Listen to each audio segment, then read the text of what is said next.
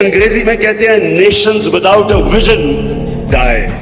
قوموں جن کی ویژن اور نظریہ نہیں ہوتا وہ مر جاتی ہیں. اپنے نظریے کو کبھی نہ بھولنا. مولانا رومی سے کسی نے پوچھا کہ مولانا صاحب ایک قوم کیسے مرتی ہے؟ مولانا رومی نے کہا کہ جب ایک قوم اچھے اور برے کی تمیز ختم کرتی ہے مر جاتی ہے.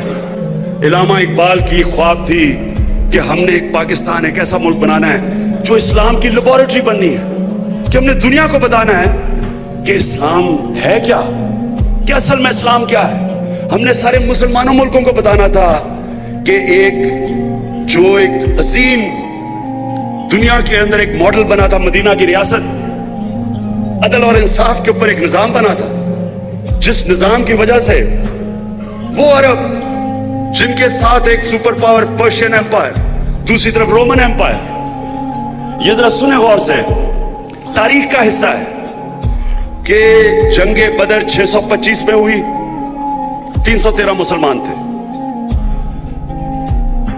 636 میں اور 638 میں دونوں سپر پاورز گھٹنے ٹیک گئے ان مسلمانوں کے سامنے.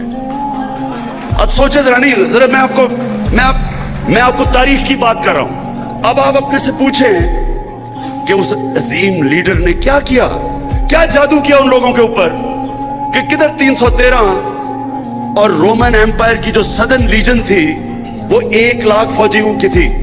اس عظیم انسان نے, اس آخری پیغمبر نے, دنیا کے گریٹسٹ لیڈر نے ان لوگوں پہ کیا کیا کہ وہ قوم اٹھ کے پہلے تو 2 سپر پاور بیٹھی ان کے سامنے, اور پھر 700 سال تک دنیا کا سب سے عظیم سیویلائزیشن بنا رہا. سارے سائنسدان مسلمان تھے. کیا کیا؟ اور میں یہ آپ کو کہتا ہوں کہ اس لیے پاکستان بنا تھا. اس خواب کو یاد رکھیں. انہوں نے کیا کیا؟ انہوں نے ایک معاشرے کو عدل اور انصاف پہ قائم کیا. اور عدل اور انصاف کا مطلب قانون کے سامنے سب ایک برابر. انصاف کا مطلب everyone is equal before the law, جس کو رول آف لا کہتے ہیں. کون بچائے گا پاکستان؟ کون بچائے